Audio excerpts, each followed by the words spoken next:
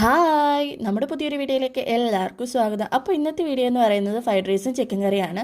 അപ്പോൾ വീഡിയോയിലേക്ക് പോകാം. വെള്ളം ചൂടായി വരുമ്പോഴത്തേക്ക് അതിലേക്ക് കുറച്ച് നാരങ്ങ നീര് ഇട്ട് കൊടുക്കാം. അതിനുശേഷം നമുക്ക് കൊന്തും കൊതനും കുരുമുളകും ഒക്കെ ഇട്ട് കൊടുക്കാം. ഇട്ട് കൊടുത്തതിന് ശേഷം നമ്മളിവിടെ ഇന്ത്യ ഗേറ്റിൻ്റെ അരിയാണ് എടുത്തിരിക്കുന്നത്. അത് കഴുകി വൃത്തിയാക്കി ആ വെള്ളത്തിലേക്ക് ഇടാം. അതിലേക്ക് ആവശ്യത്തിന് ഉപ്പും കൂടി ഇട്ട് കൊടുക്കാം. ഒരു 15 മിനിറ്റിന് ശേഷം നമ്മുടെ അരി ഇവിടെ വെന്ത് വന്നിട്ടുണ്ട്. അപ്പോൾ നമ്മുടെ ചോറ് റെഡിയായി. ഇനി നമുക്ക് ക്യാരറ്റും ബീൻസും ഒക്കെ അരിഞ്ഞു വെച്ചിട്ടുണ്ട്. ഇനി അത് നമുക്കൊന്ന് ഒരു പാൻ അടുപ്പിൽ വെച്ചതിന് ശേഷം നെയ്യ് തൂത്ത് നമുക്ക് അതൊക്കെ ഒന്ന് വറുത്ത് കോരിയെടുക്കാം.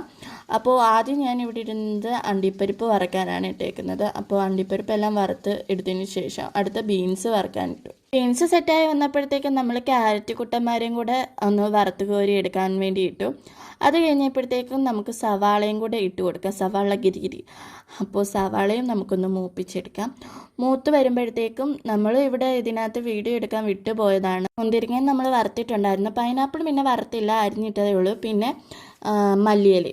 അപ്പോൾ നമുക്കിനി ഇതൊന്ന് സെറ്റ് ചെയ്തെടുക്കാം. പാത്രത്തിലേക്ക് കുറച്ച് നെയ്യ് ഒഴിച്ചതിന് ശേഷം നമ്മൾ വറുത്ത് വെച്ചിരിക്കുന്ന മുന്തിരിങ്ങ, അണ്ടിപ്പരിപ്പും ക്യാരറ്റും ഉള്ളിയും ഒക്കെ നമുക്ക് ഇതിലേക്ക് ലെയറായിട്ട് സെറ്റ് ചെയ്ത് കൊടുക്കാം. അതിലേക്ക് നമ്മുടെ റൈസ് വേവിച്ചിരിക്കുന്നതും കൂടെ സെറ്റ് ചെയ്ത് കൊടുക്കാം. അതിലേക്ക് റൈസ് സെറ്റ് ചെയ്ത് വരുമ്പോഴത്തേക്കും അതിലേക്ക് കുറച്ച് നെയ്യും കൂടി ഇട്ട് കൊടുക്കാം. കുറച്ച് എസൻസും കൂടെ ഒഴിക്കുന്നുണ്ട്, പൈനാപ്പിളിൻ്റെ എസൻസാണ്. അപ്പോൾ അടുത്ത ലെയറായിട്ട് ഇതേപോലെ തന്നെ ക്യാരറ്റും ബീൻസും നമ്മൾ വറുത്ത് വെച്ചിരിക്കുന്ന എല്ലാ ഐറ്റംസും വീണ്ടും ഇതേപോലെ ഇട്ട് കൊടുക്കാം. അതിലേക്ക് നമ്മുടെ പൈനാപ്പിൾ എസൻസും കൂടി ഇട്ട് കൊടുക്കാം. അങ്ങനെ എല്ലാം ഫിനിഷായി വന്ന ഒരു ഇതാണ് ഇത്. അപ്പോൾ നമ്മുടെ ഫ്രൈഡ് റൈസ് ഇവിടെ സെറ്റായി വന്നിട്ടുണ്ട്. എന്നിട്ട് നമുക്കിനി ചിക്കൻ കറി സെറ്റാക്കി എടുക്കാം. അതിന് വേണ്ടിയിട്ട് ഇഞ്ചി, പച്ചമുളക്, വെളുത്തുള്ളി നമുക്കൊന്ന് പേസ്റ്റാക്കി എടുക്കാം. എന്നിട്ട് ആ ചിക്കനിലേക്ക് ഇട്ട് കൊടുക്കാം. അതിലേക്ക് ആവശ്യത്തിന് ഉപ്പും മുളക് പൊടിയും മല്ലിപ്പൊടിയും കുറച്ച് കുരുമുളക് പൊടിയും ഗരം മസാലയും ചിക്കൻ മസാലയും ഒക്കെ ഇട്ട് കൊടുത്ത് നമുക്കൊന്ന് കുഴച്ച് സെറ്റാക്കി ഒന്ന് കുറച്ച് നേരത്തേക്ക് 10 മിനിറ്റ് റെസ്റ്റ് ചെയ്യാൻ വെക്കാം. അപ്പോഴത്തേക്കും നമ്മുടെ സവാളയും തക്കാളിയും കറിവേപ്പിലയൊക്കെ സെറ്റാക്കി എടുക്കാം.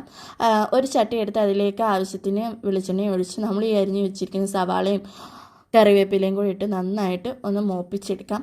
ഇതൊരു ട്രിവാൻഡ്രം സ്റ്റൈലാണ്. നേഴ്സിംഗ് പഠിക്കുന്ന സമയത്ത് എൻ്റെ ഒരു കൂട്ടുകാർ വന്ന് നിന്നപ്പോൾ കിട്ടിയ ഒരു റെസിപ്പിയാണിത്.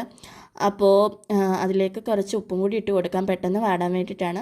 അപ്പോൾ സവാള മൂത്ത് വന്നപ്പോഴത്തേക്കും നമ്മൾ റെസ്റ്റ് ചെയ്യാൻ വെച്ചിരുന്ന ചിക്കനും കൂടി അതിലേക്ക് ഇട്ട് കൊടുക്കാം. അതിലേക്ക് കുറച്ച് തക്കാളിയും ഉപ്പും കൂടി ഇട്ട് കൊടുക്കാം. വേണമെങ്കിൽ പൊടി ഇല്ലെങ്കിൽ കുറച്ച് പൊടി മൂപ്പിച്ചിട്ട് കൊടുക്കാവുന്നതാണ്. കുറച്ച് മല്ലിയിലയും കൂടി ഇട്ട് കഴിഞ്ഞപ്പോഴത്തേക്കും നമ്മുടെ ഇവിടുത്തെ ചിക്കൻ കറി റെഡിയായി. ഇനി നമുക്ക് കഴിക്കാം. നമ്മൾ ഫ്രൈഡ് റൈസും ചിക്കൻ കറിയും കുറച്ച് സലാഡും ഒരു പപ്പടവും ഒക്കെ എടുത്ത് നമ്മുടെ ഫ്രൈഡ് റൈസ് അങ്ങനെ കഴിക്കാൻ പോവാണ്.